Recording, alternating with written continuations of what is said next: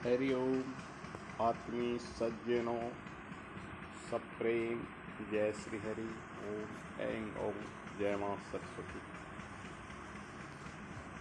आज आपको ईश्वर हैं अथवा नहीं, इसके विषय में कुछ बताने जा रहा हूँ। यह विषय बहुत बड़ा है और इसे संक्षेप में बताना बहुत दुष्कर है, किंतु कुछ अनुभूतियाँ,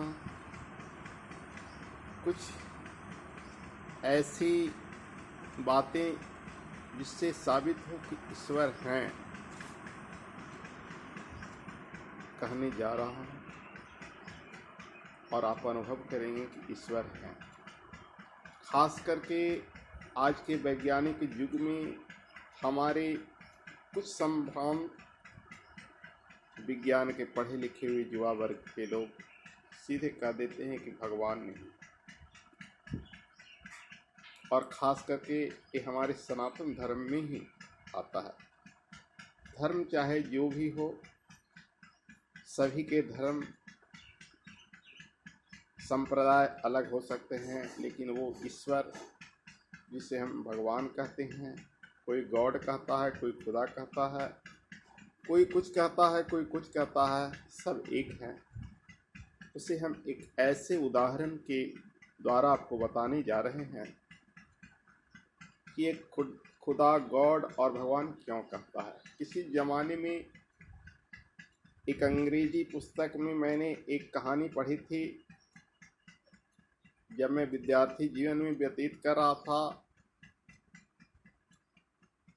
शायद लेखक शेक्सपियर का था, पूरी तो याद नहीं है, लेकिन उसमें दर्शाया गया था कि कई अंधों को बुलाया गया और एक हाथी को छूकर बताने के लिए कहा गया कि हाथी कैसा है।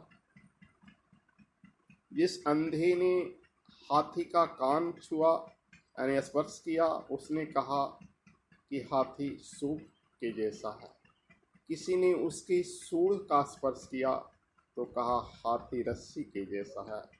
किसी ने उसके दांत का स्पर्श किया तो कहा हाथी बांस के जैसा है। किसी ने उसके पैर को स्पर्श किया तो बताया कि हाथी स्तंभ के जैसा है। किसी ने उसके धड़ को स्पर्श किया तो बताया हाथी पहाड़ के जैसा है।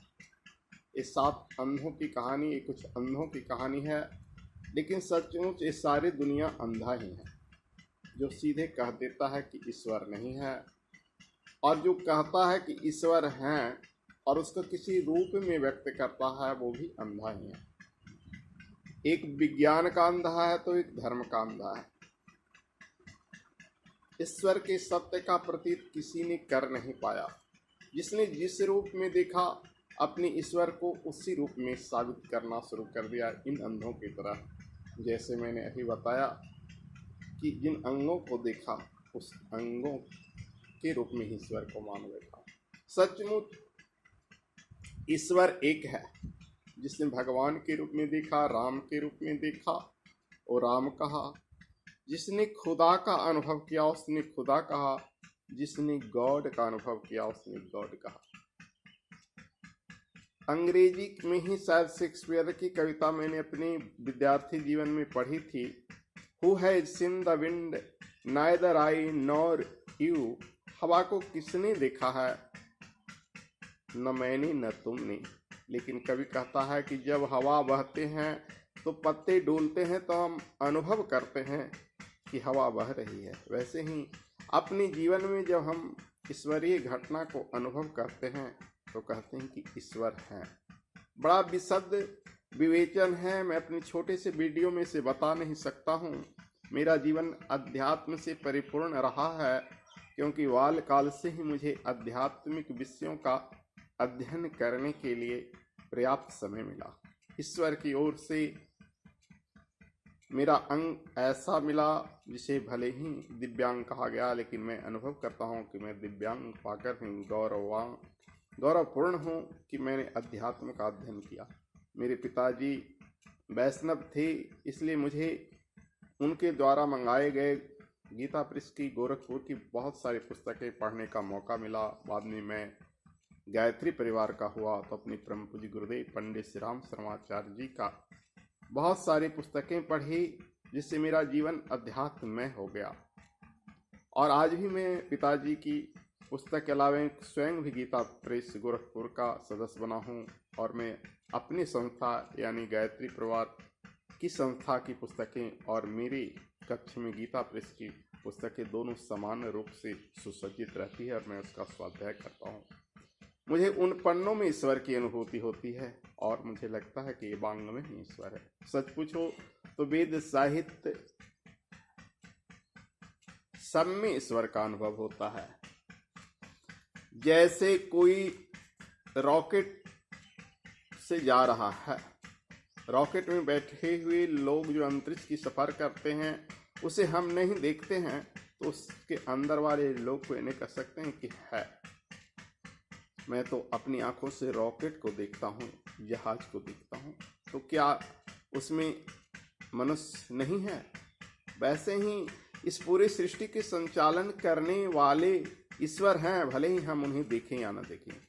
और जिस तरह से रॉकेट पर जाने वाले लोग अंतरिक्ष में चंद्रमा मंगल आदि को देख पाते हैं, बाकी लोग नहीं देख पाते हैं, उसी ढंग से ईश्वर को विशेष संत, महात्मा, तपस्वी या अन्य विशिष्ट लोग जिन्हें वो शक्ति प्राप्त है वह देख पाते हैं, और बाकी लोग जो उनके कथनों पर विश्वास करते हैं वो अनुभव करते हैं।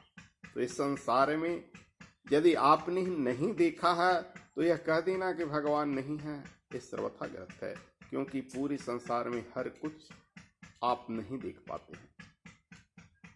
तो क्या जिसको आप देखे हैं उसी को सच मानिएगा? जैसे आपने अपने पिता को देखा, अपनी पितामह को देखा, शायद आप अपने प्रपितामह या उनके प्रपितामह को नहीं देख पाए, तो क्या कहिएगा कि आपके प्रपितामह नहीं थे? यह सरासर झूठ होगा। यदि कोई आपके प्रपितामह यानी परबाबा को गाली दे तो क्या आप बर्दाश्त कीजिएगा? कदापि नहीं कीजिएगा। वैसे ही हमारे ईश्वर हैं, हमने नहीं देखा तो इसका मतलब ये न कर दें कि हमारे ईश्वर नहीं है। हमारे कुछ संतों ने, हमारे ऋषियों ने, हमारे पूर्वजों ने देखा है और उन्होंने अनुभव किया। हम उनके अनुभूति के साहित्य, वेद, पुराण, आरण्यक, उपनिषद, बाइबिल, कुरान आदि जो भी ग्रंथ हमारे धर्म और अन्य धर्मों में हैं, उसके आधार पर हम कह सकते हैं कि ईश्वर हैं, भगवान हैं, गॉड हैं, ये हैं, भले नाम उनका जो कुछ हो। तो बंधुओं, आगे भी अगले वीडियो में मैं कुछ बताऊंगा। आज की वीडियो में ईश्वर पर सिर्फ इतना ही चिंतन। जय श्री हरि, हरि ओम।